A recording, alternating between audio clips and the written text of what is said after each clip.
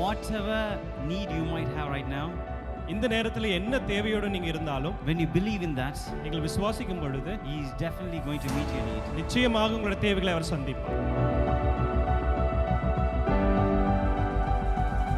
So the same Jehoshaphat, the same way he defeated the enemy, you can defeat your enemy. யெகோஷாவாத் எப்படி எதிராளிகளை அவர் முறியடித்தாரோ அதே போல நம்மாலும் நாம் செய்ய முடியும்.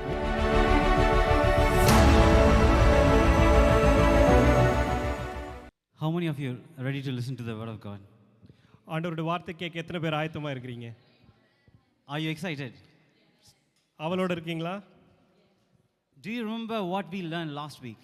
கடந்த வாரத்தில் என்ன கற்றுக்கொண்டோம் என்று ஞாபகம் இருக்கா? Miracles are easy. அற்புதங்களை எளிதாய் பெறுகிறோம். Seek the miracles. So not only seek the God, seek also His strength. Yeah. ஆண்டவரை மட்டும் நாடுகிறது இல்ல, அற்புதங்களையும் நாம் நாட வேண்டும் என்று Seek the கேட்டோம். miracle then.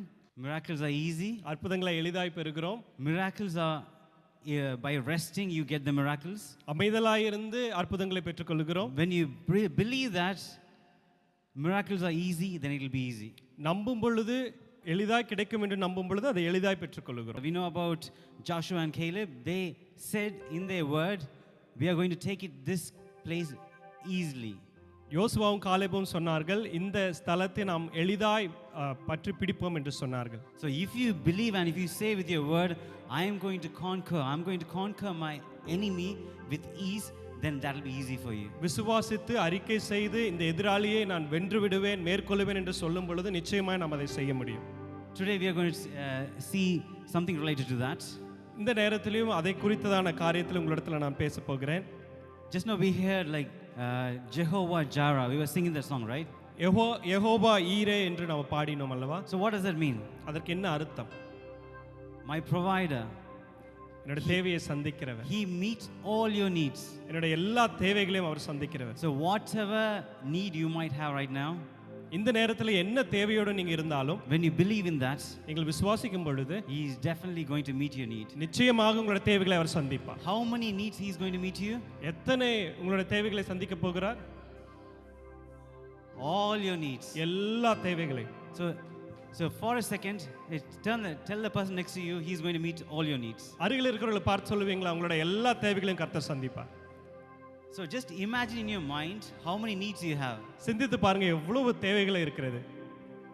If you are not healthy, then that means you have a need. ஒரு நல்ல சரீர பலன் இல்லை என்றால் அதுவும் ஒரு தேவைதான். Even if you have a headache, so that is a need. You need to be healthy. ஒரு தலைவலி இருந்தாலும் அதை நீங்களாக்க வேண்டும் என்கிற ஒரு தேவை உண்டு. Even any small pain in your body, any small lack, that is a need in you. ஒரு சின்ன வலி சரீரத்தில் இருந்தாலும் அது நம்மை விட்டு விலக வேண்டும் என்கிற ஒரு தேவை உண்டு. Any lack, any loneliness, any pain, that is a need. எந்தவித வறுமையோ தனிமையோ எப்படிப்பட்ட பிரச்சனையா இருந்தாலும் அது ஒரு தேவை. When you confess that He is all your need, then He will be all your need. நாம் கர்த்தர் ஒருவரே போதும் என்று நாம் அறிக்கை பண்ணும் பொழுது எல்லா தேவைகளையும் அவர் சந்திக்கிறவராய் இருக்கிறார். So God is good. கர்த்தர் நல்லவர். All the time. எல்லா நேரங்களிலும் கர்த்தர் நல்லவர். God is good all the time. Amen. All the time means when? எல்லா சமயங்களும் சொன்னா என்ன அர்த்தம்? Today, இன்று மாத்திரமா? tomorrow, நாளை மாத்திரமா? day after tomorrow, அடுத்த நாள் மாத்திரமா? even in the worship we said like goodness and mercy shall follow me. துதியில கூட நம்ம கேள்விப்பட்டோம் இல்லையா, நன்மையும் கிருபையும் என்னை தொடரும். How many days? எத்தனை நாட்களாக? All the days means every single day. ஜீவனுள்ள நாளெல்லாம், ஒவ்வொரு நாளும். So if you wake up tomorrow morning, what you should be expecting? காலையில எழும் பொழுது நீங்க என்ன எதிர்பார்த்து எழ வேண்டும்? Today I will have goodness. இந்த நாளில எனக்கு நன்மை கிடைக்கும். Sometime we might think like someday we might have bad days, sometime good days. That is worldly talk.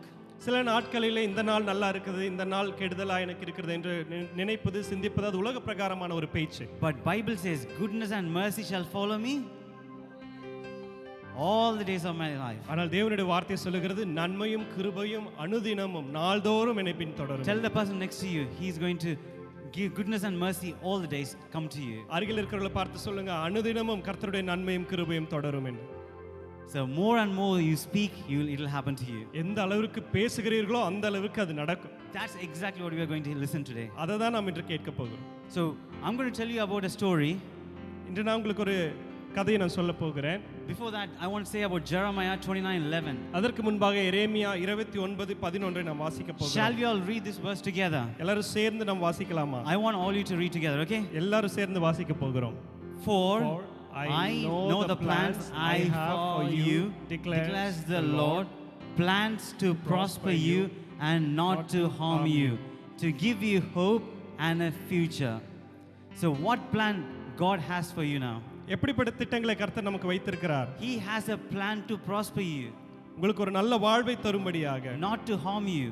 உங்களுக்கு கெடுதலை செய்வதற்காக அல்ல. Even if you have a sickness in your body, that's not from God. உங்களிடத்துல சரீர பலவீனம் இருந்தால் அது கர்த்தரிடத்துல இருந்து அல்ல. Even if you pain from, that's not from God. He clearly says here. எந்த வலி வேதனைகளும் இருந்தாலும் அது கர்த்தரிடத்துல இல்ல. The plan He has for you is to prosper you, not to harm you. கர்த்தர் உங்கள் பேரில் வைத்திருக்கிற நினைவுகள் எல்லாம் நன்மைக்கு ஏதுவாக தீமைக்காக அல்ல. Every sickness, sadness, everything is harm. It's from the devil. எல்லா பலவீனமும் எல்லா தொல்லை கஷ்டங்களும் சத்துருவினிடத்தில் இருந்து தான், கர்த்தரிடத்தில் இருந்து அல்ல. The thief come to steal, kill and destroy. திருடனோ திருடவும் கொள்ளையடிக்கவும் அவன் வருகிறான். But Jesus says, I came to give you life, life more abundantly. ஆனால் இயேசு கிறிஸ்து சொல்லியிருக்கிறார், நான் உங்களுக்கு ஜீவனை தரும்படியாக, பரிபூரண ஜீவனை நீங்கள் பெற்றுக்கொள்ளும்படியாக. So in another translation it says life in full. இன்னொரு மொழிபெயர்ப்புல பார்க்கிறோம், அது ஒரு பரிபூரண ஜீவன். What is life in full? பரிபூரண ஜீவன் என்றால் என்ன? What is life in full? பரிபூரண ஜீவன் என்றால் என்ன?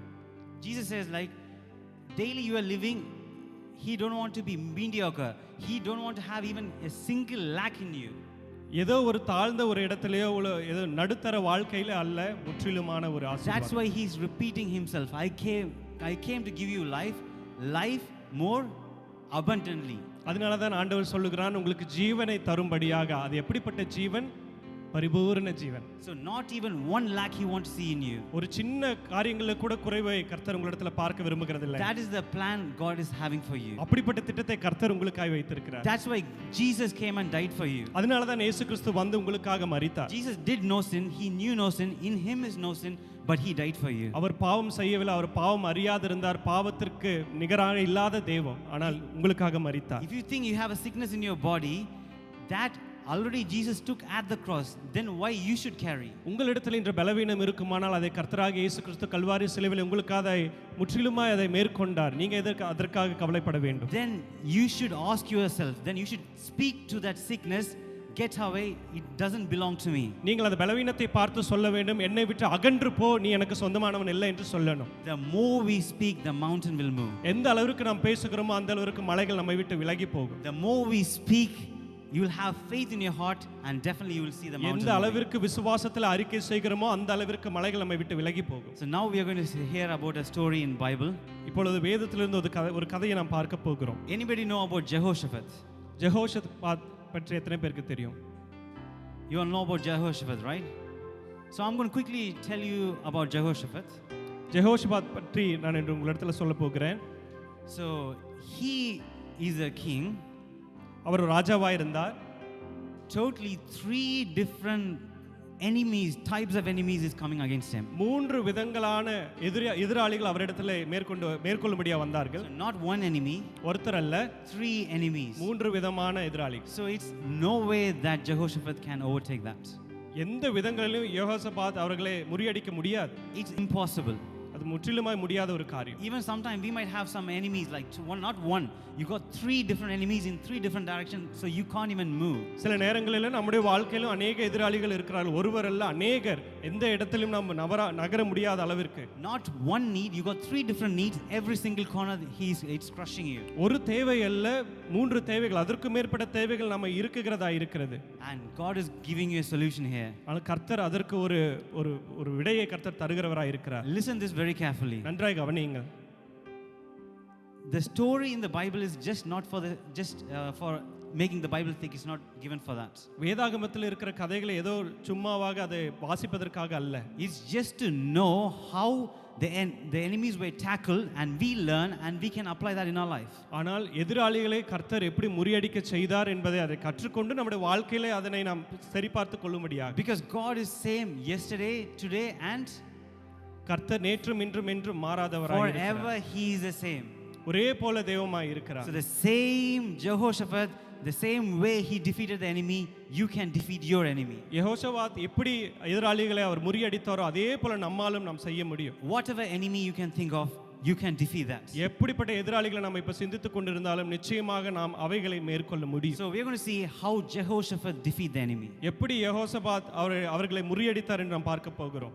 Okay, 2 Chronicles chapter 20 verse 22. இரண்டு நாளாகமும் 20ஆம் அதிகாரம் 22வது வசனத்தை நாம் வாசிக்க Okay, we are going to read that together, okay? எல்லாரும் சேர்ந்து வாசிக்க போகிறோம். As they began to sing and praise, the Lord set ambushes against the men of Ammon, Moab and Mount Seir, who were invading Judah, and they were defeated. Amen. Amen. They were defeated. அவர்கள் முறியடிக்கப்பட்டார்கள். What a good news. எவ்வளவு ஒரு நல்ல நற்செய்தி இல்லையா? You can defeat your enemies. நீங்க நிச்சயமாக உங்களுடைய எதிராளிகளை நீங்கள் முறியடிக்க முடியும். Because we got an example here. காரணம் இங்க ஒரு எடுத்துக்காட்டு நமக்கு இருக்கிறது. So what did they do? என்ன செய்தார்கள்? They began to sing and praise. என்ன செய்தார்கள்? அவர் துதித்து பாடினார்கள். Because you can't really sing and praise in a normal situation. ஒரு சாதாரண சூழ்நிலையில பாடவோ துதிக்கவோ முடியாது. Only when you really believe God is good, He is able to turn your situation around, you should be able to sing and praise. ஆனால் நிச்சயமாக கர்த்தருடைய சூழ்நிலையை மாற்ற முடியும் என்று நம்பும் பொழுது மாத்திரமே உண்மையாக நம்ம பாடி துதிக்க முடியும். It's only when you trust on Him, you can really, from your heart, you can sing and praise. முற்றிலும் அவரை நம்பும் பொழுது முழு இதயத்தோடு நம்ம அவரை துதிக்க So முடியும். let's imagine, I am Jehoshaphat. நினைத்து பாருங்க, நான் யெகோஷாபாத். I've got different enemies in front of me. எனக்கு முன்பாக அநேக விரோதிகள் இருக்கிறார்கள். So to defeat in a worldly way, how I will think? உலகத்தார் செய்கிறது போல நான் எப்படி அவர்களை மேற்கொள்ள முடியும்? Probably I'll call my friend. என்னோட நண்பர்களை நான் அழைக்க முடியும். I'll make all the instruments or anything to weapons to attack the devil. அநேக ஆயுதங்களை நான் ஆயத்தப்படுத்தி அவைகளை கொண்டு மேற்கொள்ள நான் முயற்சிப்பேன். So that is a normal way. அது சாதாரணமாக நம்ம செய்யக்கூடிய காரியம். But what happened here? ஆனால் இங்க என்ன நடக்கிறது? Normally you will send for a war, you will send strong people in the front. நல்ல பலமுள்ளவர்களை நாம் யுத்தத்திற்கு நாம் அனுப்புகிறோம். But here what was happened here? ஆனால் இங்க என்ன நடக்கிறது? Jehoshaphat took worship leaders and worship singers and singers and musicians, and then Jehoshaphat put all these people in the front. இங்கே யோசபாத் என்ன செய்கிறார்? ஆராதனை வீரர்களை வீராங்கனைகளை முன்பாக நிறுத்தி அவர்களை கொண்டு மேற்கொள்ள அவர் காரியங்களை செய்கிறார். He is just doing the opposite. அவர் ஒரு வேறு விதமாக காரியங்களை செய்கிறார். It's not a worldly way. உலகத்தார் செய்கிறது போல அல்ல. In front of the enemies, you don't want to sing. எதிராளிகளுக்கு முன்பாக பாட நம்ம யாரும் நினைக்க மாட்டோம். When people are crushing you, you don't want to sing. அவர்கள் உங்களை மேற்கொள்ள நினைக்கிற சூழ்நிலைகளை நம்ம பாட விரும்ப மாட்டோம். When people are against you, you don't want to sing. உங்களுக்கு எதிர்த்தவர்கள் வரும் பொழுது பாட மாட்டோம். Because you don't feel like singing. காரணம் பாட நமக்கு தோணாது. But keep your feeling away and trust on Him. அப்படிப்பட்ட எண்ணங்களை எல்லாம் ஒதுக்கி வைத்து முற்றிலுமாய் கர்த்தரை நாம் நோக்கி பார்க்கணும். Sometimes your feeling might deceive you. சில நேரங்களில் நம்மளுடைய எண்ணங்கள் நம்மளை ஏமாற்றுகிறதா இருக்கலாம். But He can't deceive you. ஆனால் முற்றிலுமாக கர்த்தர் அப்படி நம்ம ஏமாற்றுகிறவர் அல்ல. Okay, there's one key thing I want to show you here. ஒரு முக்கியமான காரியத்தை உங்களுக்கு நான் காட்ட விரும்புகிறேன். He just sent the worship singers. ஆராதனை வீரர்களை யோசபாத் அனுப்புகிறார். Not only that, there's the key here. அது மாத்திரமல்ல, இது ஒரு முக்கியமான காரியம் உண்டு. Just listen, this is a very important key that you need to know. இது ஒரு முக்கியமான காரியம், நன்றாக கவனிங்க. Because if you send any singers in the front, எப்படி பாடல் பாடுகிற அந்த வீரர்களை முன்பாக அனுப்பும் பொழுது they will sing any lyrics. அவர்களை எப்படிப்பட்ட வரிகளை வேணா அவர்கள் பாடலாம். They will sing any song. எப்படிப்பட்ட பாடல்களையும் அவர்கள் பாடலாம். Oh, God is angry, God is powerful, God is this, God is that. கர்த்தர் வல்லமையா இருக்கிறார், கர்த்தர் கோபமாக இருக்கிறார், கர்த்தர் இப்படியாய் அப்படியாய் இருக்கிறார் என்று பாடலாம். Jehoshaphat knew this, that they might sing any song. யோசபாத்துக்கு தெரியும் ஏதோ ஒரு பாடல் அவர்கள் பாடக்கூடும் என்று. That's why what Jehoshaphat did, he wrote all the lyrics. ஆனால் அங்க யோசபாத் என்ன செய்கிறார்? அவரே பாடல் வரிகளை அவர் எழுதுகிறார். Do you know what lyrics they sang in the front? அங்க எப்படிப்பட்ட வரிகளை அவர்கள் பாடினார்கள் என்று தெரியுமா? Anyone know what lyrics they sang? The Bible verse which we read today, Psalm 136, whole chapter, it's the lyrics written by Jehoshaphat. அது என்ன வரிகளை அவர்கள் எழுதினார்கள் தெரியுமா? சங்கீதம் 136 என்ன வாசிக்கிறோமோ அத்தனை வரிகளையும் யோசபாத் எழுதினார். And he told the singer, பாடுகிறவர்களுக்கு அவர் சொன்னார், do not sing any other song. மற்ற எந்த பாடலையும் பாட வேண்டாம். I don't want to sing any other lyrics. மற்ற வரிகளை எல்லாம் நீங்க பாட நான் எதிர்பார்க்கிறேன். Because I know you might think about God in a different way. நீங்கள் கர்த்தரை வேறு விதமாக நீங்கள் அறிந்து கொண்டிருக்கலாம். But I want you to sing only these lyrics. ஆனால் நீங்கள் இந்த வரிகளை தான் நீங்க பாட வேண்டும் என்று சொன்னார். Do you want to see the lyrics? பார்க்க வேண்டுமா அந்த வரிகளை? How many of you excited want to see the lyrics? எத்தனை பேர் உற்சாகமா எதிர்பார்க்கறீங்க அதை பார்க்க வேண்டும் என்று? Because that is the lyrics. If you sing, your enemies will be defeated.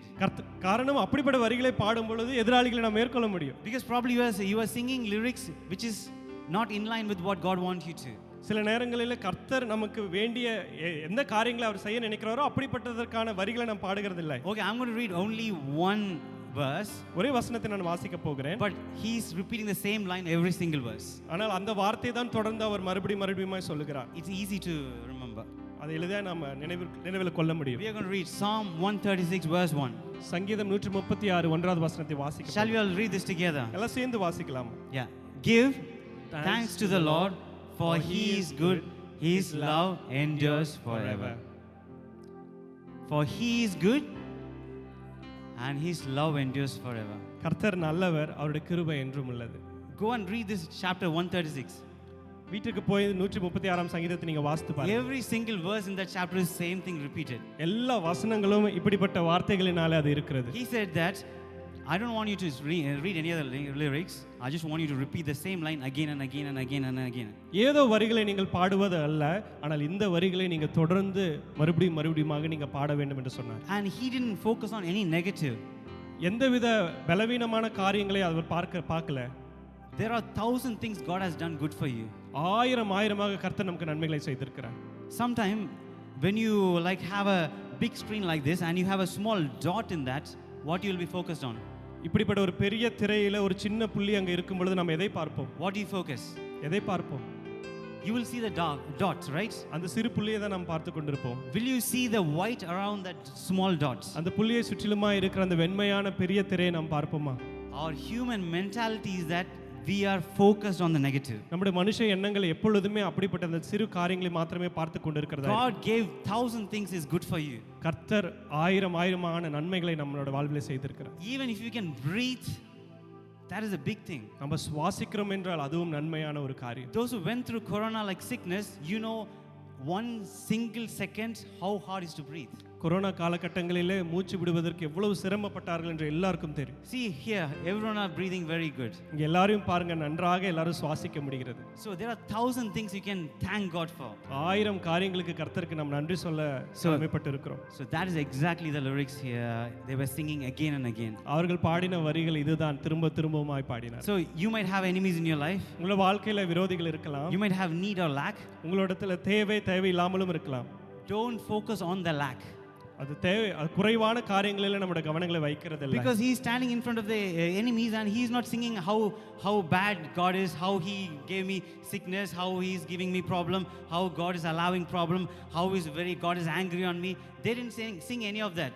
They were singing focused on God's goodness. காரணம் இங்க இருக்கிற சூழ்நிலையை பார்க்கிறோம். எதிராளிகளுக்கு முன்பாக அவர்களுக்கு கர்த்தர் என்ன தீமையை செய்தார், என்ன காரியம் அவருடைய வாழ்வில் இல்லை, கர்த்தர் ஏன் கோபமா இருந்தார், ஏன் இந்த காரியங்கள் எல்லாம் வாழ்வில் நடைபெறுகிறது என்று அவர்கள் சொல்லவில்லை. ஆனால் இந்த காரியங்களை சொல்லிக் கொண்டிருந்தார். Focus on the 1,000 things God did good for you rather than focusing on one negative that is devil is bringing but you are still blaming God. சத்துரு கொண்டு வருகிற ஏதோ ஒரு குறைவுகளை மாத்திரம் நம்ம பார்த்து கொண்டிருப்பதில்லை. கர்த்தர் நம்முடைய வாழ்க்கையில செய்த 1000 நன்மைகளை நாம் பார்க்கிறவர்களாக இருக்க வேண்டும். Start thanking him, the devil will be defeated.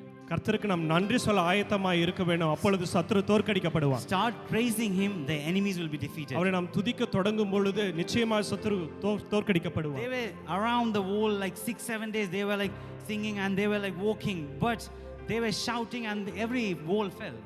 Jericho wall. அந்த மதில் நாம் பார்க்கிறோம். எரிகோ மதில் 6 நாட்களும் அவர்கள் அமைதியாக சுற்றி தீர்ந்து கொண்டிருந்தார்கள். அந்த கடைசி நாட்களில் அவர்கள் பாடின பொழுது அந்த மதில் உடைந்து விழுந்தது. So it's not focusing on how big your enemy is, but focusing on how big your God is. எப்படிப்பட்ட விரோதி என் முன்னாக இருக்கிறான் என்பதை பார்க்கிறதல்ல, எப்படிப்பட்ட தேவனை நாம் ஆராதிக்கிறோம் என்று பார்க்க வேண்டும். Amen. Amen. Okay, now we are going to focus on one thing.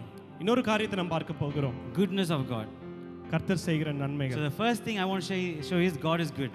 கர்த்தர் நல்லவர் என்பதை நான் உங்களுக்கு சொல்ல இருக்கிறேன். God is good all the time. கர்த்தர் எப்பொழுதும் நல்லவராகவே Every இருக்கிறார். single day He is good. ஒவ்வொரு நாளும் நல்லவராக இருக்கிறார். The sickness which came to you, the pain which came to you, the problem which came to you, it's not from God, it's from the devil. பலவீனங்கள், வலிகள், பிரச்சனைகள் எல்லாமே தேவனிடத்திலிருந்து நீங்கள் பெறவில்லை. Sometimes we might think, oh, Bible it says God is angry on me, God is angry on people, God is punishing people, God is angry on people. How can you say about that? சில நேரங்களில் நாம் பார்க்கிறோம் கர்த்தர் கோபமாக இருந்தார், கர்த்தர் இதை அவர்களுக்கு அனுமதித்தார், கர்த்தர் தான் இதை செய்தார் என்றெல்லாம் நாம் வேதத்தில் பார்க்கிறோம். அதை எப்படி பார்க்கலாம்? Now you have like some people might come and say like, oh, God might be angry on you, God might be bad on you, God might punish you, this thing, that thing. சில நேரங்களில் சிலர் உங்களிடத்தில் வந்து சொல்லலாம் கர்த்தர் உங்கள் மீது விரோதமாக இருக்கிறார், கர்த்தர் உங்கள் மீது கோபமாக இருக்கிறார் என்று. Bible says He's on one side. வேதாகமம் சொல்லுகிறது கர்த்தர் ஒரு பக்கமாக அவர் நிற்கிறார். He is either angry on you or not angry on you. அவர் உங்க மேல கோபமா இருக்கலாம், இல்லாவிட்டால் கோபம் இல்லாமலும் இருக்கலாம். So what makes God angry on you? அல்ல எந்த ஒரு காரியம் கர்த்தரை கோபிக்கிறதுக்கு காரணமா இருக்கிறது? This is very important. அதை நீங்க நன்றாக அறிந்து கொள்ள வேண்டும். Because human nature is always thinking that God is against you. காரணம் மனுஷனுடைய எண்ணங்கள் எப்பொழுதுமே கர்த்தர் எனக்கு விரோதமா இருக்கிறார் என்றே நாம் சிந்தித்துக் கொண்டிருக்கிறோம். Even if the devil brings you a problem, you might blame on God. God, why are you doing this to me? சத்துரு கொண்டு வருகிற எல்லா பிரச்சனைகளையும் நாம் பார்க்கும் பொழுது அதனை கர்த்தரிடத்தில் அதை நாம் செலுத்தி நீர் கொடுத்தீர் என்று நாம் சொல்லுகிறோம். So we need to be sure that when we need to know when God is angry, why God is angry and why God is punishing people. நம்மளை அறிந்து கொள்ள வேண்டும் கர்த்தர் எதற்காக கோபப்படுகிறார், கர்த்தர் எந்த காரியத்தை குறித்து அவர் விரோதமா இருக்கிறார் என்று. Anyone know why God is angry on us? எந்த காரியங்களுக்கு கர்த்தர் கோபப்படுகிறார் என்று எல்லாருக்கும் தெரியுமா? Exactly why God is angry. கர்த்தர் ஏன் கோபப்படுகிறார்? Faith. Without faith, விசுவாசம் இல்லாததுனால. Yeah, there are many things, but there are specific things. Bible clearly says when God is angry and when God is not. நிறைய காரியங்களை நீங்க நினைவு கொள்ளலாம், ஆனால் வேதாகமம் சொல்லுகிறது சில காரியங்களை குறித்து. When God will punish and when God will punish not. எப்போ கர்த்தர் தண்டிக்கிறவராய் இருக்கிறார், தண்டிக்காமல் இருக்கிறார். Only when you know that you can truly love God. அதை நன்றாய் தெரிந்து கொள்ளும் பொழுது கர்த்தரை இன்னுமாய் நாம் நேசிக்க முடியும். Imagine your parent is there, sometimes he hits and sometimes he doesn't hit, and then what you will think, whether he is good or bad, what you will think? பெற்றோர் உங்களை அடிக்கும் பொழுது அடிக்காமல் இருக்கும் பொழுது அவர்கள் நல்லவராகவா இல்ல தீயவராகவா இருப்பார்கள் என்று நம்ம எப்படி நாம் புரிந்து கொள்ளுகிறோம்? You will be confused whether is my parent is good or bad. அவர்கள் நம்மளை அடிக்கும் பொழுது துன்புறுத்தும் பொழுதோ அவர்கள் செய்கிற காரியங்கள் குறித்து நம்ம சில நேரங்களில் confuse ஆகிவிடுவோம். Like when you are matured, when they say really love you, that means real love. அவர்கள் உண்மையான நேசிக்கிறேன் என்று சொல்லும் பொழுது அது உண்மையான ஒரு நேசம். Bible says he வார்த்தையினால் சிட்சிக்கின்றார். The Lord disciplines through His word. Yeah, through the word, not by pain, sorrow, sickness. நம்முடைய பிரச்சனைகளிலே, கவலைகளிலே, கஷ்டங்களினாலே கர்த்தர் நம்மளை சிட்சிக்கிறவர் அல்ல. So okay, we are going to see the history. Are you how many of you are happy, like excited to know about the history? சில வரலாற்றிலிருந்து சில காரியங்களை நாம் பார்க்க போகிறோம். So quickly we are going to see history, how God dealt and how when God was angry. சீக்கிரமா சில காரியங்களை நாம் பார்க்க போகிறோம். எப்படிப்பட்ட காரியங்களிலே கர்த்தர் தன் கோபத்தை அவர் வெளிப்படுத்தினார். So what are the different areas God was angry and what are the different areas God was not angry? எந்தெந்த இடங்களிலே கர்த்தர் கோபப்பட்டார், கோபப்படவில்லை என்று நாம் பார்க்க போகிறோம். Are you ready? ஆயத்தமா இருக்கிறீங்களா? Okay. So first, when was the first sin? முதலாவது எப்போ முதல் பாவம் வந்தது? Adam and Eve, they were sin. ஆதாம் ஏவாள் செய்த பாவம். So now we have children of Adam and Eve. Who was that? ஆதாம் ஏவாளோட சந்ததியார் யாரு? Cain and Abel, okay?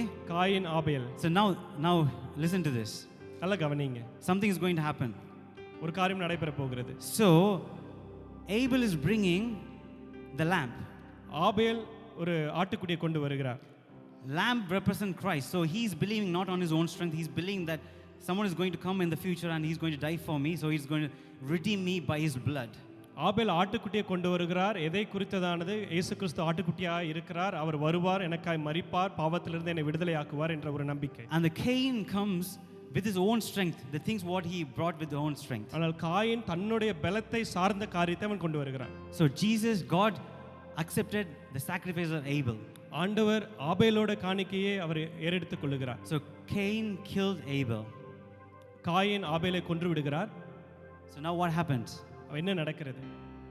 What God supposed to do? ஆண்டவர் என்ன செய்திருக்கணும் அங்க? He should punish Cain. காயினை நிச்சயமாக கர்த்தர் தண்டித்திருக்கணும். He should either kill Cain or punish Cain, whatever. Something should happen, right? காயினை கொன்றிருக்க வேண்டும் இல்ல தண்டித்திருக்க வேண்டும். What did God do? என்ன ஆண்டவர் செய்தார்? Yeah, he was protecting Cain. கர்த்தர் காயினை பாதுகாத்தார். doesn't seem to be fair. அது சரியாக அது தோன்றுகிறது இல்லை He இல்லையா? just killed Abel and God is protecting Cain. Why? ஆபேலை கொன்ற காயினை கர்த்தர் பாதுகாக்கிறார். ஏன்? He is a good God. காரணம் அவர் நல்ல So கர்த்தர். we are going to come to that point. அந்த காரியத்திற்காக நாம் வரப்போகிறோம். But let's get to the next story. அடுத்த கதை நாம் பார்ப்போம். So Abel and Cain's then son. Now Abraham came. ஆபேல் காயினை தொடர்ந்து அநேக சந்ததிகள் வருகிறது. இப்பொழுது Abraham. So now Abraham was worshipping idols, but still, even though he is not worthy, God took him. Abraham விக்கிரகங்களை அவன் வணங்குகிறான், ஆனாலும் கர்த்தர் அவனை தெரிந்தெடுத்து அழைக்கிறார். Now God told Abraham to leave every family member and come, but he took Lot with him. ஆபிரகாமிடத்தில் கர்த்தர் சொல்லுகிறார், உன்னுடைய குடும்பத்தில் உள்ள எல்லாரையும் நீ விட்டு நான் காமிக்கிற இடத்திற்கு நீ போ என்று. ஆனால் ஆபிரகாம் லோத்துவை அழைத்து செல்கிறான். That time also he was not angry on him. He was like still blessing him. ஆனாலும் அந்த நேரத்தில் கர்த்தர் ஆபிரகாம் மீது கோபப்படவில்லை, ஆசீர்வதிக்க தான் செய்தார். Again God is he met a king at that time. அந்த நேரத்தில் ஆபிரகாம் ஒரு ராஜாவை சந்திக்கிறார். Now for selfish reason, and he actually told that her wife is a sister. அவர் தன்னிச்சையின் காரணமாக தன்னுடைய மனைவியை சகோதரி என்று சொல்லுகிறார். He's telling a lie. அவர் பொய்யை சொல்லுகிறார். Now the problem is with who? இந்த இடத்துல யாருடைய அது தவறு? யார் இடத்துல பிரச்சனை The இருக்கிறது? problem is Abraham. ஆபிரகாம் இடத்துல தான் பிரச்சனை இருக்கு. Now God should punish who? யாரை கர்த்தர் தண்டிக்க வேண்டும்? Abraham. Abraham. But God went and disturbed who? ஆனால் கர்த்தர் போய் யாரை தொந்தரவு செய்கிறார்? God went to the king who took the wife, and God is not letting the king to sleep. அந்த ராஜா சாராளை எடுத்துக்கொண்டு போகிற அந்த ராஜாவுக்கு தூக்கம் இல்லை என்று தான் நாம் வாசிக்கிறோம். So that God told that king, if you touch her, then you are dead. ராஜாவிடத்துல கர்த்தர் சொல்லுகிறார், நீ அவளை தொட்டால் உனக்கு மரணம் நிச்சயம் என்று. Lord should have come to Abraham and warned him, but he is going some other direction. ஆபிரகாமிடத்துல கர்த்தர் ஒரு எச்சரிக்கையை விடுத்திருக்க வேண்டும், ஆனால் கர்த்தர் அதை வேறு விதமாக செய்கிறார். Not one time, second time again he is, after few years again he is telling to another king that wife is a sister, and again the same thing is happening. ஒரு தரம் மாத்திரமல்ல, இரண்டு தரமும் ஆபிரகாம் அதே பொய்யை சொல்லுகிறார், அதே காரியம் நடைபெறுகிறது. God is nothing, doesn't seem to be do anything. ஆனால் கர்த்தர் அங்கே ஏதோ பெரிதாக செய்கிற மாதிரி தெரிகிறது இல்லை. Even after that the king is giving loads of like wealth to Abraham and sending it off. ஆனாலும் அந்த கதைகளை நாம் பார்க்கிறோம், அந்த ராஜா ஆபிரகாமுக்கு அநேக செல்வ செழிப்புகளை கொடுத்து அவனை அனுப்பி விடுகிறார். What is this God? ஏன் எப்படிப்பட்ட தேவனா இருக்கிறார்? Even Sarah, Abraham's wife, சாராளை நாம் பார்க்கிறோம் அப்படியா? the angel came and said, did you laugh? The angel is coming and asking Sarah, did you laugh? She is saying no. தேவதூதன் சாராளை பார்த்து கேட்கிறார், நீ ஏன் நகைத்தாயே என்று கேட்கிறார். அவள் இல்லை என்று சொல்லுகிறார். In front of God, in front of angel, she is saying a lie. தேவனுக்கு முன்பாக அந்த தேவதூதர்களுக்கு முன்பாக அவள் பொய்யை பேசுகிறார். But the angel didn't do anything. ஆனால் அந்த சமயத்தில் அவர்கள் ஒன்றுமே செய்கிறதில்லை. What happened to God? ஆண்டவருக்கு என்ன நடந்து கொண்டிருக்கு? Next, what's Abraham's son? Who is Abraham's son? அடுத்த ஆபிரகாமுடைய குமாரன் யார்? அவர் Isaac. Isaac. The same thing repeats again. அதே காரியம் நடைபெறுகிறது. He is again telling that my wife is a sister. அதே காரியத்தை நாம் பார்க்க, என்னுடைய மனைவி சகோதரி என்று அவர் சொல்லுகிறார். And again we didn't see God as angry on Isaac. ஆனா அதே இடத்துல பார்க்கிறோம் கர்த்தர் ஈசாக்கு மேல கோபப்படுகிறது. Then Isaac's son Jacob come. யாக்கோபு அடுத்து வருகிறார். Now Jacob is deceiving his own brother. தன்னுடைய சொந்த சகோதரரை அவன் ஏமாற்றுகிறான். Now after deceiving, what God did? ஏமாற்றுகிறதுக்கு பின்பாக என்ன நடந்தது? கர்த்தர் என்ன செய்தார்? God coming and blessing Jacob. கர்த்தர் வந்து யாக்கோபை ஆசீர்வதிக்கிறார். What God is this? எப்படிப்பட்ட ஆண்டவர் இவர்? He's not even looking at anything. எதையும் அவர் பார்க்கிற தெய்வமாய் தெரியல. So why God is like this? ஏன் கர்த்தர் இப்படியா இருக்கிறார்? Why God is not actually punishing them or killing them or angry on them? ஏன் கர்த்தர் அவர்களை தண்டிக்கிறதில்லை, கோபப்படுகிறதில்லை, அவர்களை அழிக்கிறதில்லை? So we need to see who is God is and what is his purpose and what is nature. இந்த தேவன் யார், இவருடைய சுய ரூபம் எப்படிப்பட்டது, எப்படிப்பட்ட தன்மையை கொண்டு இருக்கிறார் என்று பார்க்க போகிறோம். Isaiah 28:21 says God, the angry is not God's own nature. ஏசாயா 28:21ல பார்க்கிறோம், கோபப்படுகிறதான ஒரு குணாதிசயம் கர்த்தரிடத்துல இல்ல. It's a strange behavior of God. It's there, but it's a strange behavior. It's only for the enemies. அது இருக்கிறது, ஆனால் அது தேவனுடைய பிள்ளைகளுக்கு இல்ல, அது விரோதிகளுக்கு, எதிராளிகளுக்கு. Not for his own children. தன்னுடைய சொந்த பிள்ளைகளுக்காக அல்ல அது. So let's read another verse. இன்னொரு வசனத்தை வாசிக்கலாம். Why God is not punishing them and why what happened to them? ஏன் கர்த்தர் சிட்சிக்கிறது இல்ல, என்ன கர்த்தர் செய்கிறார்? Let's read this together, okay? எல்லாம் சேர்ந்து வாசிக்கலாம். We need to know why God is angry, not angry on those people. ஏன் கர்த்தர் அவர்களிடத்துல கோபப்படுகிறது இல்லை என்று பார்க்கிறோம். Okay, let's read. The goodness of God leads you to repentance. So what will make a person repent? எந்த ஒரு காரியம் ஒருவனை மனம் திரும்ப வைக்கிறது? Either the punishment of God leads you to repentance. கர்த்தருடைய சிட்சையா ஒருவனை மனம் திரும்புகிறதற்கு நேராய் திருப்புகிறது? Is the goodness of God leads you to repentance. கர்த்தருடைய நன்மையே ஒருவனை மனம் திரும்ப செய்கிறது. So he was trying to show goodness and correct them. ஒவ்வொரு சூழ்நிலையும் கர்த்தர் தன்னுடைய நன்மையான காரியங்களை காண்பித்து அவனை திருத்துகிறதற்காக கர்த்தர் பார்க்கிறார். So we can never see his own children that God was angry on them. தன்னுடைய சொந்த பிள்ளைகளின் மீது கர்த்தர் கோபப்பட்டது இல்லை. But wait, he is going to be angry on them soon. I'm going to show you. ஆனாலும் கர்த்தர் அவர்கள் மீது கோபத்தை அவர்கள் வெளிப்படுத்துகிறார். அந்த காரியத்தை நான் காண்பிக்க We need போகிறேன். to know at what situation he is going to be angry. எப்படிப்பட்ட சூழ்நிலையில அப்படிப்பட்ட கோபத்தை கர்த்தர் வெளிப்படுத்தினார் என்று பார்க்க போகிறோம். Okay, Jeremiah 31:3. We are going to read again. எரேமியா 31:3 நாம் வாசிக்க Okay, போகிறோம். I want to hear you all you loud, okay? எல்லாரும் சேர்ந்து சத்தமாய் வாசிக்க போகிறோம். Loud and clear. சத்தமாக தெளிவாய் வாசிக்க போகிறோம். The Lord appeared to us in the past saying, I have loved you with an everlasting love. I have drawn you with unfailing kindness. So he has everlasting love. கர்த்தர் நம்முடைய அநாதி அந்த காருண்யத்தினால நம்மை நேசிக்கிறார். Everlasting love. என்றென்றும் உள்ள அந்த ஒரு அன்பினால Everlasting means lost forever. எல்லா சூழ்நிலையிலும் நம்ம இது அன்பு வைக்கிற தெய்வமா இருக்கிறார். If it stops tomorrow because of you, that is not everlasting in the first place. நாளைய தினத்திலே அந்த அன்பு தணிந்து போகிறது, அது என்றென்றும் உள்ள சதா காலங்களிலும் உள்ள அன்பு அல்ல. You can define a word everlasting only if it lasts forever. சதா காலங்களிலும் என்று நாம் சொல்லும் பொழுது எப்பொழுதும் இருக்கிற அன்பை தான் நாம் சொல்ல முடியும். Despite who you are and how you are. நீங்கள் எப்படிப்பட்டவர்களாய் இருந்தும் எப்படிப்பட்ட காரியங்களை செய்திருந்தாலும். See how God is drawing people to him. எப்படி கர்த்தர் தம்முடைய பிள்ளைகளை தம்மிடமாய் அவர் இழுத்துக் கொள்கிறார் என்று He is பாருங்கள். drawing with unfailing kindness, not with punishment. அவருடைய முற்றிலுமான ஒரு இரக்கங்களினாலே அவர்களை அவர் தம் பக்கமாய் இழுத்துக் கொள்கிறார். So that is the nature. Now we know what's the nature of God. இதுல தெரிகிறதா கர்த்தருடைய சுபாவம் எப்படிப்பட்டது என்று? We know God is love now. கர்த்தர் அன்பாய் இருக்கிறார் என்று தெரிகிறோம். So what is the first thing which we saw God is? முதலாவது காரியம் கர்த்தர் God is good, okay? கர்த்தர் அன்பாய் இருக்கிறார். Second, what God is? இரண்டாவது கர்த்தர் God is love. கர்த்தர் அன்பு செலுத்துகிறவராய் இருக்கிறார். So now let's continue with the story. தொடர்ந்து நாம் பார்ப்போம். So we came out to Jacob, right? யாக்கோபு வரை வந்திருக்கிறோம். Because we need to see at what point of time he is angry. நாம் பார்க்க போறோம் எது மட்டும் கர்த்தர் கோபத்தை அவர் காண்பித்தார். So Jacob changed his name to what name? யாக்கோபு தன் பெயரை என்னவாய் மாற்றினார்? Israel. Israel. The country we see now, Israel, it came from that. இப்பொழுது இருக்கிற இஸ்ரவேல் தேசம் அதிலிருந்து வந்தது. So now Israel is there. இஸ்ரவேல் இப்பொழுது இருக்கிறார். They were under slavery. அவர்கள் அடிமைத்தனத்தில் இருந்தார்கள். And they cried unto God. Only at that time we can read that God heard their cry and God brought them out from slavery. அவர்கள் கர்த்தரை நோக்கி கதறி அழுத பொழுது அவர்கள் அடிமைத்தனத்திலிருந்து கர்த்தர் அவர்களை விடுதலை பண்ணினார். Which means for many years they didn't even cry to God. அப்படி என்றால் अनेक நாட்களுக்கு அவர்கள் கதறி அழுகவில்லை. So okay, now they came out. இப்பொழுது அவர்கள் வெளியே வந்து விட்டார்கள். So Moses brought all the Israelites from slavery, okay? மோசே எல்லா இஸ்ரவேலர்களையும் அடிமைத்தனத்திலிருந்து வெளியே கொண்டு வந்தார். Are you with me? எல்லாரும் கவனிக்கிறீங்களா? Okay, now they brought all the children, all the people from the slavery. எல்லாரும் அடிமைத்தனத்திலிருந்து வெளியே கொண்டு வருகிறார். Now enemies are chasing from behind. இப்பொழுது எல்லா எதிராளிகள் விரோதிகள் அவர்களை துரத்தி கொண்டு வருகிறார்கள். Now இப்பொழுது these people what they are doing? இந்த ஜனங்கள் என்ன செய்கிறார்கள்? They are talking against Moses. ஆனால் இப்பொழுது மோசேக்கு எதிராக அவர்கள் பேசுகிறார்கள். They are murmuring. அவர்கள் முறுமுறுக்கிறார்கள். What did God do? ஆண்டவர் என்ன செய்தார் அங்க? What did God do? ஆண்டவர் என்ன செய்தார்? He opened the sea. அவர்களுக்காக இந்த சமுத்திரத்தை அவர்களுக்காக பிளந்து கொடுத்தார். Now they walked in the middle of the water. இப்பொழுது இந்த கடலின் நடுவில் அவர்கள் நடந்து செல்கிறார்கள். Again they were speaking against God and against Moses and against all the people, and then they were murmuring. வெளியே நடந்து வந்து கர்த்தருக்கு விரோதமாக மோசேக்கு விரோதமாக அவர்கள் மறுபடியும் முறுமுறுக்கிறார்கள். Then Mara water becomes sweet. அதே இடத்துல மாராவின் தண்ணீர் மதுரமாய் மாறுகிறது. Then again they are speaking against Moses. They are again actually murmuring. Then actually you got the water.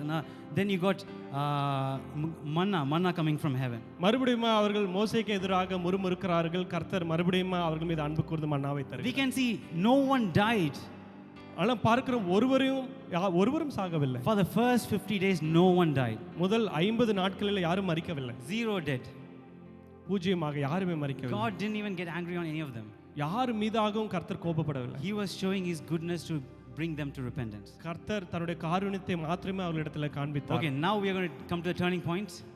இந்த இடத்துல ஒரு முக்கியமான ஒரு இடத்துக்கு வருகிறோம். On the 50th day something happened. 50வது நாளில் ஒரு காரியம் நடந்தது.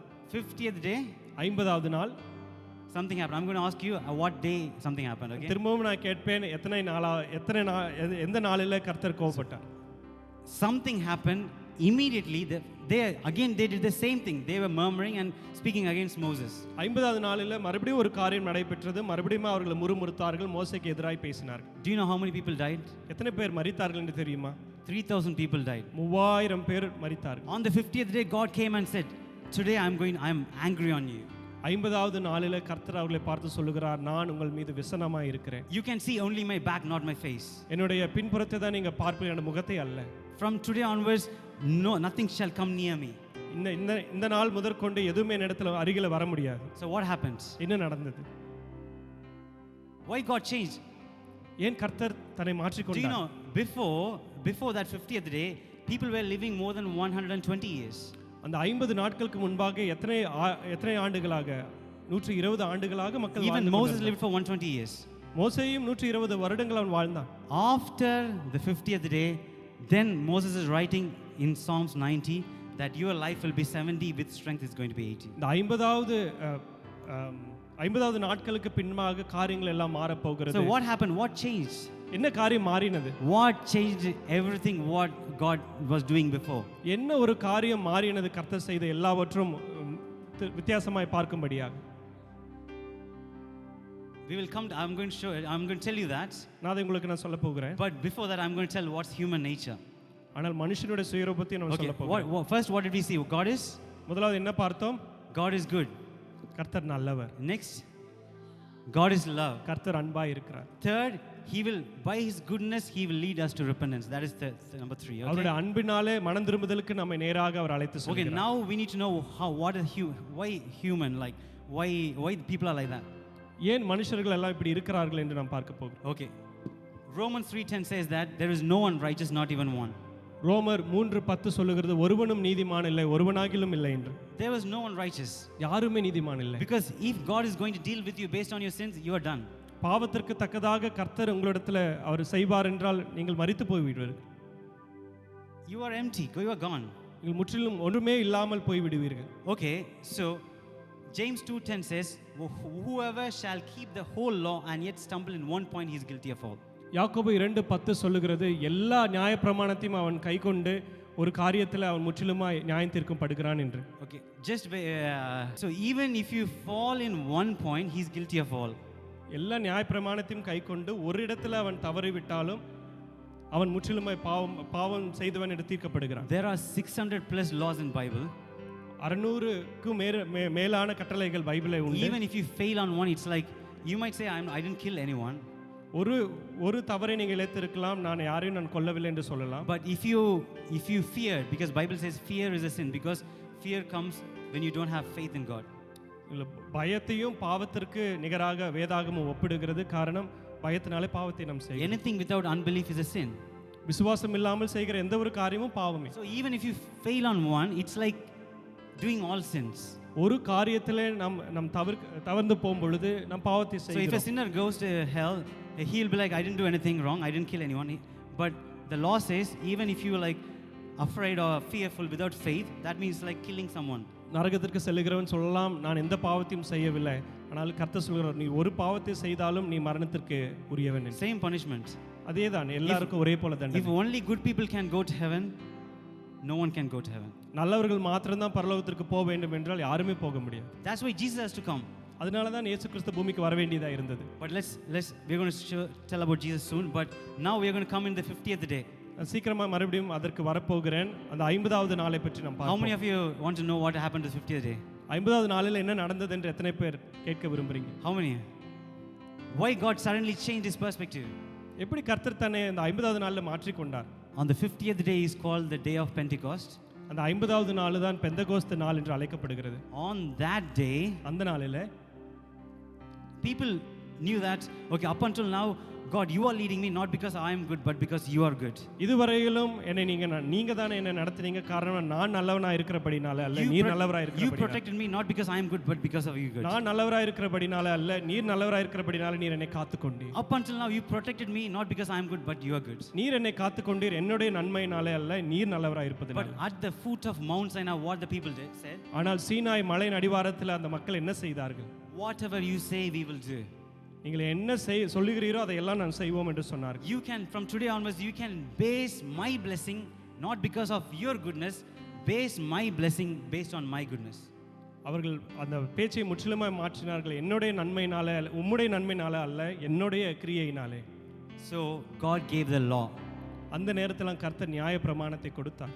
The day the law, what does the law mean? நியாயப்பிரமாணம் என்றால் என்ன? God bless me based on my obedience, not because of your goodness. கர்த்தாவே, என்னுடைய கீழ்ப்படிதற்கு தக்கதான விதங்களிலே நீங்க என்னை ஆசீர்வதிங்க, உம்முடைய கிருபையினால அல்ல. God give me health based on my obedience, not because of how good you are. என்னுடைய கீழ்ப்படிதனாலே இந்த காரியத்தை எனக்கு தாங்க, அது உம்முடைய நன்மையினாலே அல்ல. Lord bless me not because of how good you are, how loving you are. God is love. God is not because of that. Based on my deeds you bless me. நீர் என்னவா இருக்கிறீரோ அது போல நீங்க என்னை ஆசீர்வதிக்கிறது இல்ல, நான் என்னுடைய கிரியைக்கு தக்கதாக நான் என்ன செய்கிறேனோ அதன்படி நீர் என்னை ஆசீர்வதியும் என்று. That's what the law says, 10 commandments. அதுதான் நியாயப்பிரமாணம் சொல்லுகிறது. You, when you do that, you blessed. When you fail, you are cursed. நீ அந்த நியாயப்பிரமாணத்தின்படி செய்யும் பொழுது நீ ஆசீர்வதிக்கப்படுவாய், அதன்படி செய்யாமல் போகும் பொழுது நீ சபிக்கப்படுவாய். But Bible says there is no one righteous. No one can keep all the 10 and live. ஆனால் வேதாகமம் சொல்லுகிறது அந்த அத்தனை 10 கற்பனைகளையும் செய்து நீதிமானாய் தன்னை அழைத்துக் கொள்ள ஒருவனும் இல்லை. There's no one righteous. ஒருவனும் நீதிமான் இல்லை. Now we are stuck. ஆனால் அந்த இடத்துல தான் மாட்டிக்கொள்கிறோம். Whole humanity is stuck. மற்ற மனுஷர்கள் அத்தனை பேரும் அதில் மாட்டிக்கொள்கிறார்கள். Because before the time of Moses, people lived more than 120 years. மோசேயின் காலகட்டத்தில் 120 ஆண்டுகளாக எல்லாரும் வாழ்ந்து கொண்டிருந்தார்கள். Now after the time of Moses, now it's 70, with strength it's 80. இப்பொழுது மோசே காலத்திற்கு பின்பாக 70 80ஆக குறைந்து விட்டது. Before that people are less likely to get sickness. அப்பொழுது அவர்களுக்கு பலவீனம் சுகவீனம் என்கிறதே பெரிதாக இல்லை. Now people start getting more sick so that they can die soon. ஆனால் இப்பொழுது அவர்களுக்கு अनेक பலவீனங்கள் அவர்களிடத்தில் வருகிறது, अनेகர் அவர்கள் மரித்து போகிறார்கள். But God wants you to live long. ஆனால் கர்த்தர் நீங்கள் நீண்ட நாட்களை வாழும்படியாக அவர் ஆசைப்படுகிறார். Only when the sickness come early they can die at 70 or with strength 80. பலவீனங்கள் அவர்களிடத்தில் வரும் பொழுது தான் 70 இல்லை 80 அந்த வருடத்திலே அவர்கள் இறக்கிறார்கள். So everything, all the humanity came down. எல்லா மனுஷரும் கீழே விழுந்தார்கள். Because of that situation. காரணம் அப்படிப்பட்ட ஒரு சூழ்நிலையினாலே வியாதியினாலே அவர்கள். Now God is going to bless you based on your obedience. காரணம் உங்களுடைய கீழ்ப்படிதலுக்கு தக்கதான விதங்களிலே கர்த்தர் உங்களை ஆசீர்வதிக்கிறார். God is going to heal you based on your obedience. உங்களுடைய கீழ்ப்படிதலுக்கு தக்கதான சுகத்தை கர்த்தர் உங்களுக்கு தருகிறார். Not 99% obedience, 100% obedience. 99% அல்ல 100% கீழ்ப்படிதல்னால. Even if you fail on one, it's like failing, it's getting 0. ஒரு காரியத்திலே நீங்கள் அது தவறி விட்டாலும் சரி, அது உங்களுக்கு முற்றிலுமா கிடைக்காது. In your school, when you get marks, what is your pass mark? உங்களுடைய பள்ளியிலே பாஸ் மார்க் என்றால் அது என்ன, எவ்வளவு mark? 35, 35, 40, 40, any other? 50, 50. So 50 is a pass mark, 40 is a pass mark. So even in college and schools, even if you get 45 or 35 or 50, that's a pass, right? 45, 35 பள்ளியிலோ கல்லூரியிலோ நீங்கள் அதை பெறும் பொழுது நீங்கள் பாஸ் ஆகி விடுகிறீர்கள். But the law of God, even if you get 99, it's equal to getting 0. கர்த்தருடைய நியாயப்பிரமாணத்திலே 99% நீங்க பெற்றாலும் நீங்கள் அது 0 பெறுவதற்கு சமானம். It's impossible to go to heaven and it's not possible to get healed or anything. அதனை வைத்து சுகம் பெறுவதோ பரலோகத்திற்கு போவதோ முடியாது. You have to live with less life, less years. குறைந்த ஆயுசை வைத்து தான் நீங்க வாழ வேண்டும். We got stuck because of the law. நியாயப்பிரமாணத்தினாலே நமக்கு இப்படிப்பட்ட குறைவுகள் வந்தது. Because God is going to deal based on our obedience. காரணம் நம்முடைய கீழ்ப்படிதலுக்கு தக்கதான ஆசீர்வாதங்களை நாம் பெற்று வருகிறோம். But do not be sad. ஆனால் கவலைப்பட வேண்டாம். We have a good news. ஒரு நற்செய்தி உண்டு. We have Jesus. இயேசு கிறிஸ்து இருக்கிறார். Okay, let's read on verse. ஒரு வசனத்தை வாசிக்கலாம். Romans 10:4. Shall we all read together? ரோமர் 10:4 எல்லாம் சேர்ந்து வாசிக்கலாம். I want Romans 10:4. For Christ is the end of the law for righteousness to everyone who believes. Amen. Amen. Who is the end of the law? Christ is the end of the law. On the day of Pentecost, first Pentecost, 3,000 people died. முதலாவது பெந்தகோஸ்து நாளிலே 3000 பேர் மரித்தார்கள். And now we have another Pentecost, 3,000 people were saved. அடுத்த பெந்தகோஸ்துல பார்க்கிற 3000 பேர் ரட்சிக்கப்பட்டார்கள். First the day of Pentecost there was law was given. முதலாவது பெந்தகோஸ்துல நியாயப்பிரமாணம் Now கொடுக்கப்பட்டது. the new Pentecost, the Spirit was given. புதிய பெந்தகோஸ்து நாளில் ஆவியானவர் கொடுக்கப்பட்டார். Everything changed. எல்லா காரியமும் மாறினது. Everything became as normal. எல்லா காரியமும் பழைய போல கர்த்தர் அதை மாற்றினார். All the law being cancelled. எல்லா நியாயப்பிரமாணம் அழிக்கப்பட்டது. Christ is the end of the law. கிறிஸ்து நியாயப்பிரமாணத்தின் முடிவாய் இருக்கிறார். What does that mean? அப்படி என்றால் என்ன? God is not going to bless you based on how you are, how good he is. உங்களுடைய கிரியைக்கு தக்கதான காரியங்களில் ஆசீர்வாதம் இல்ல, அவர் எப்படிப்பட்டவராய் இருக்கிறாரோ அதன்படி உங்களுக்கு ஆசீர்வாதம். He is going to take you further. He is going to heal you. He is going to bless you not because how good you are, but because how good he is. மேலுமாய் கர்த்தர் உங்களை ஆசீர்வதிக்க போகிறார், நல்ல சுகத்தை தர போகிறார். எப்படி உங்களுடைய கிரியைகளினால அல்ல, அவர் எப்படிப்பட்டவராய் இருப்பதினால. He is going to redeem you not because how good you are, but because how good he is. நீங்கள் எப்படிப்பட்டவர்களாய் இருக்கிறீர்கள் என்பதை குறித்ததானது அல்ல, அவர் எப்படிப்பட்டவராய் இருக்கிறார் என்பதை குறித்ததான காரியம். You are going to grow, you are going to prosper, you are going to multiply not because how good you are, but because how good he is. நீங்கள் நிச்சயமா வளருவீர்கள், செழிப்பீர்கள். காரணம் அது உங்களுடைய கிரியைகளினால அல்ல, கர்த்தருடைய நன்மையினாலே. Okay, let's read this last verse. Okay, கடைசி வசனத்தை வாசிக்க போகிறோம். Colossians 2:14. கொலோசியர் 2:14. We are going to read both in English and Tamil. Okay, தமிழ்லையும் ஆங்கிலத்திலையும் நாம் வாசிக்க போகிறோம். okay. Let's all read together. Having cancelled the charge of our legal indebtedness which stood against us and condemned us, he has taken it away, nailing it to the cross. So let's read in the Tamil. நமக்கு எதிரடையாகவும் நமக்கு எதிரடையாகவும் கட்டளைகளால் நமக்கு விரோதமாகவும் கட்டளைகளால் நமக்கு விரோதமாக. அப்ப நமக்கு எதிரடையா இருந்தது யாரு? Who was against us? Not the devil. Devil is not even in a picture. We sometimes think like devil is like a when you see like a story or something, there will be like a hero and a villain. We always think devil as a villain.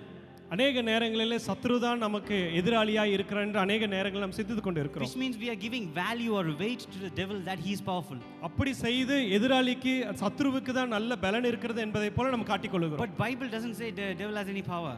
ஆனால் வேதத்திலே சத்ருவுக்கு அப்படிப்பட்ட ஒரு பலன் இருக்கிறது போல வேதத்தில் எங்கேயும் பார்க்கல. All the power is taken at the cross. எல்லா வல்லமையும் கர்த்தர் சிலுவையில் அவர் அடித்து Sometimes we might hear the verse saying like, okay, he's like a roaring lion and he's going to try to devour you, he's going to swallow you. சில நேரங்களில் பார்க்கும் கர்ஜிக்கிற சிங்கத்தை போல விழுங்கும்படியா அவன் வகை தேடி கொண்டிருக்கிறான் என்றால பார்க்கிறோம். Okay, think for a minute. ஒரு நிமிடமா யோசிப்போம். Have you seen Discovery? How many of you seen Discovery Channel? Discovery channel எத்தனை பேர் பார்த்திருக்கிறீங்க? When a lion going to attack, what it will do? ஒரு சிங்கம் இன்னொரு ஒரு இரையை தேடி ஓடும் பொழுது என்ன நடக்கிறது? Sit quietly, silent, and then attack. அமைதலா ஒரு இடத்துல பதுங்கி இருந்து பின்பாக அதை போய் அடித்து கொள்ளுகிறது. What's happening here? என்ன நடக்கிறது? Okay, let's read. In the Tamil it says, யாரை விழுங்கலாமோ? Whom can he swallow? யாரை விழுங்கலாமோ என்று அவன் பார்க்கிறான். Will the lion swallow? It will bite, right? சிங்கம் கடிக்கதான் செய்யுமே தவிர அதை விழுங்கிறது இல்லை. Which means like it's not actually real lion. The real lion is the Lion of Judah, that is Jesus Christ. அப்படி என்றால் அது உண்மையான ஒரு சிங்கம் அல்ல. நமக்கு சிங்கம் யூதாவின் சிங்கம் ராஜாவாய் இருக்கிறார். He is having a power but he doesn't have any power. இந்த எதிராளிக்கு ஏதோ பலம் உள்ளது போல அது காண்பிக்கிறதுனால அவனுக்கு பலன் இல்லை. Only the snake will swallow. ஆனால் சர்ப்பம் மாத்திரமே ஒருவரை முழுங்க முடியும். So he can wear as if he is God and he can come to you and say he is powerful. அவன் தேவனை போல தன்னை காண்பித்துக் கொண்டு அவனுக்கு வல்லமை உள்ளது போல அவன் தன்னை வெளிப்படுத்தலாம். But he doesn't have any power. ஆனால் அவனுக்கு எந்த வல்லமையும் கிடையாது. The real Lion of Judah is Jesus Christ. ஆனால் யூதாவின் ராஜசிங்கம் யார்? இயேசு கிறிஸ்து மாத்திரமே. He is a deceiver. சத்ரு அவன் நம்மை ஏமாற்றுகிறவனாய் இருக்கிறான். Which means if he comes like a lion, he's like a lion, not a lion. அவன் சிங்கத்தை போல தான் இருக்கிறான், அவன் சிங்கம் அல்ல. He's acting as if he's a lion but he's not lion. அவன் சிங்கத்தை போல அவனை நடித்துக் கொள்கிறான் தவிர அவன் சிங்கமே அல்ல. Probably he's a snake. ஆனால் அவன் சர்ப்பமாய் இருக்கிறான். Because snake only can swallow. என் காரணம் சர்ப்பம் தான் ஒருவனை விழுங்க முடியும். So let's read in Tamil. Okay, the final verse I'm going to explain and finish. Okay, மறுபடியும் அந்த வசனத்தை வாசிப்போம். நமக்கு எதிரடையாகவும் the thing which is against us, கட்டளைகளால் நமக்கு விரோதமாகவும் against us, இருந்த கையெழுத்தை குலைத்து அதை நடுவில் இராதபடிக்கு, so it's நடுவில் இராதபடிக்கு எடுத்து சிலுவையின் மேல் ஆணி அடித்து. So the handwritings of requirements was in between us and God. That is the only thing separated us from God.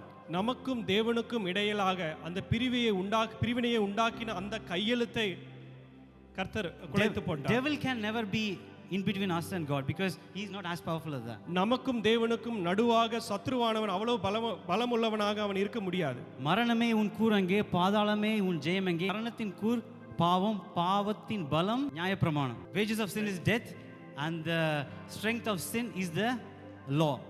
பாவத்தின் பலம் என்ன? அது நியாயப்பிரமாணம். Bible says the root is the law. It's the law only brings sin and the sin brings death. நியாயப்பிரமாணம் தான் பாவத்தை பிறப்பிக்கிறது, அந்த பாவம் தான் மரணத்தையும் So கொடுக்கிறது. you take out law, you believe that God is good, God is love, and by his goodness he is going to change you.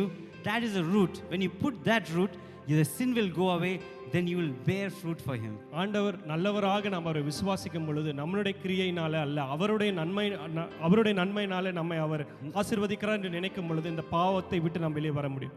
Now this is happy news, right? இது ஒரு சந்தோஷமான நற்செய்தி இல்லையா? We were trapped, now we are out. முற்றிலுமா நாம் அகப்பட்டு இருந்தோம், இப்பொழுது கர்த்தர் விடுதலை But தந்திருக்கிறார். the sad thing is that we still believe in the same mentality. ஒரு சோகமான காரியம் என்றால் அந்த பழைய காரியத்தை குறித்து தான் இன்று நாள் வரையும் நாம் நம்பிக் We கொண்டிருக்கிறோம். still believe, we compare our life with the people of the world. If they are sick, we think, okay, we're supposed to get sick and we are getting sick. உலகத்தாரை போல நாம் சிந்தித்துக் கொண்டிருக்கிறோம். அந்த பலவீனம் அவர்களை போல எப்படி பலவீனம் வருகிறதோ அதே போல தான் எனக்கும் பலவீனம் வருகிறது என்று நாம் நினைத்துக் கொள்கிறோம். So compare how you were before when God was formed. முன்பாக கர்த்தரை நீங்கள் அறியாத பொழுது எப்படி இருந்தீர்கள் என்று நீங்கள் நினைத்து பார்க்கணும். When Adam and Eve was created, there was no sickness, there is no sorrow, no cry, no pain, no death. இந்த ஆதி காலத்தில் ஆதாம் ஏவாளுக்கு எந்த பாவமும் கிடையாது, எந்த மரணமோ துக்கமோ வியாதியோ கிடையாது. That's the plan of God. But everything came down, but now Jesus has redeemed you from everything. அதுதான் கர்த்தருடைய சித்தமாக இருந்தது. பாவம் எல்லா காரியங்களும் குலைத்து போட்டதனால் இயேசு கிறிஸ்து வந்து மறுபடியுமாய் ஒரு எல்லா காரியத்தையும் சரி செய்கிறார். Now you are going to be blessed, you are going to be healed, you are going to be anointed. Whatever you ask and think and imagine, he is going to give you, not because of who you are, how good you are, but because of how good he is. இன்னைக்கு நினைத்து பார்க்கிறதற்கு மேலாக கர்த்தர் எப்படிப்பட்டவராய் இருக்கிறார் என்பதற்கு தகுந்தாற் போல கர்த்தர் நம்மை ஆசீர்வதிக்கிற தெய்வமாய் இருக்கிறார். You are going to get healed, and everything what you ask, God is going to grant you, not because how good you are, but because of how good he is. உங்களுடைய நன்மையினாலே இல்ல, கர்த்தர் எப்படிப்பட்டவராய் இருப்பதினாலே, அப்படிப்பட்டவராய் கர்த்தர் ஆசீர்வாதத்தை தருகிறபடினாலே எல்லா வியாதி உங்கள் மத்தியிலிருந்து அவர் விலக்கி போடுவார். People are going to repent not because of punishment fear, but because of how good he is. When people truly taste the love of God, they are going to repent. கர்த்தருடைய நன்மையை எண்ணி அநேக மக்கள் மனம் திரும்புவார்கள். The goodness of God leads us to repentance. கர்த்தருடைய நன்மையே நம்மை முற்றிலுமா மனம் திரும்புதலுக்கு நேராக அழைத்து செல்கிறது. Shall we all pray for a minute? கண்களை மூடலாமா? Dear Jesus, அன்புள்ள ஆண்டவரே, this is a good time, Lord. இது நல்ல நேரம். I believe that all the people who are seated here, you are going to bless them, Lord. இங்க இருக்கிற ஒவ்வொருவரையும் கர்த்தர் நீங்க ஆசீர்வதிக்க போறீங்க ஆண்டவரே. Because I believe they are going to receive this gospel and they are going to be well able. இந்த நற்செய்தியை முற்றிலுமா அவர்கள் ஏற்றுக்கொண்டு நல்ல ஆசீர்வாதத்தோடு வாழ போகிறார்கள். They are going to conquer, they are going to take, they are going to go places, Lord.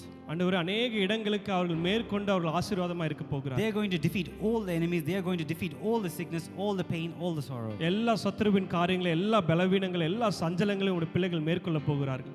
Because they knew that they are cleansed by the blood of Jesus Christ. காரணம் உம்முடைய இரத்தத்தினாலே அவர்கள் கழுவப்பட்டிருக்கிறார்கள் என்று அவர்கள் விசுவாசிக்கிறார்கள். As you said in Romans 5:19, we are becoming righteous by your obedience but not by our obedience. ரோமர் 5:19 நாம் வாசிக்கிறது போல, ஆண்டவரே, எங்களுடைய கிரியையினால அல்ல, எங்களுடைய கீழ்ப்படிதனால அல்ல, உம்முடைய நன்மையினாலே நாங்கள் ஆசீர்வாதங்களை பெற்றுக்கொள்கிறோம். You are Jehovah Jireh. You are going to fulfill all the people who are seated here their needs, Lord. Jehovah ஈரேவா இருக்கிறீர், எங்களுடைய எல்லா தேவைகளையும் நீர் பார்த்துக் கொள்கிறவராய் You இருக்கிறீர். are a good God. We are going to sing for you. We are going to praise for you in the midst of our enemies. எங்களுடைய கஷ்டங்களின் மத்தியிலே, எங்களுடைய எதிராளிகளின் நடுவில் ஆண்டவரே, நாங்கள் உம்மை துதித்து நாங்கள் பாடுகிறவர்கள் நாம் இருக்கிறோம். So whoever seated here, when they sing and praise that God is good, he who love endures forever, let them be redeemed, Lord. கர்த்தர் நல்லவர், அவருடைய கிருபை என்றும் உள்ளது என்று பாடுகிற ஒவ்வொருவரையும் கர்த்தர் மீட்டுக் கொள்ளுவீராக. I know that everyone believe in their heart that you are good. கர்த்தாவே, நீர் நல்லவர் என்று எல்லாரும் தங்களுடைய இருதயத்தில் விசுவாசித்திருக்கிறார்கள் என்று விசுவாசிக்கிறேன். Even in their heart they have started singing that you are good and your mercy endureth forever. இப்பொழுது தங்களுடைய இருதயத்தில் கர்த்தர் நல்லவர், அவருடைய கிருபை என்றும் உள்ளது என்று பாடிக்கொள்ள தொடங்கி விட்டார்கள். So I speak prosperity, I speak health, I speak growth in their life, Lord. நல்ல சரீர பலனையும் வளர்ச்சியும் செழிப்பையும் நான் இயேசுவின் நாமத்தில் பேசுகிறேன். Whatever need they have, let that be fulfilled in Jesus' name. எப்படிப்பட்ட தேவைகளோடு இருந்தாலும் இயேசு கிறிஸ்துவின் பெயரில் அவைகள் யாவும் சந்திக்கப்படுவதாக. Whatever kind of enemy, even the doctor might let people down, but you are going to heal them, Lord. எப்படிப்பட்ட காரியங்கள்னாலே இவர்களை மனமடிவாக்கினாலும் கர்த்தாவே, கர்த்தர் நீர் இவர்களுக்கு தேவையான சுகத்தை நீங்க தரப்போறீங்க. You helped Jehoshaphat, who is against 3 different enemies. You helped them. Similarly, you are going to redeem and help all the people who are seated here. யோசபாத்திற்கு முன்பாக வந்த 3 எதிராளிகளை எப்படி அவன் முறியடித்தானோ அதே போல் உம்முடைய பிள்ளைகளுக்கு முன்பாக இருக்கிற எல்லா தடைகளையும் முறியடிக்க நீர் வல்லவராய் இருக்கிறீர். Let them come here and testify that you are good and your mercy endureth forever. உம்முடைய ஆலயத்திற்கு வந்து கர்த்தர் நல்லவராக இருந்தார், அவருடைய கிருபை என்றுமுள்ளதாய் இருந்தது என்று அவர்கள் சாட்சி சொல்வார்களா? Let their life be transformed in Jesus' name. அவர்களுடைய வாழ்க்கை முற்றிலுமாய் இயேசு நாமத்தில் முற்றிலுமாய் ஒரு செழிப்பாய் மாறுவதாக. In your hand I commit, Lord. உம்முடைய கரத்தில் ஒப்புவிக்கிறேன். In Jesus' name I pray. இயேசுவின் நாமத்தில் ஜெபிக்கிறேன். Amen. ஆமென்.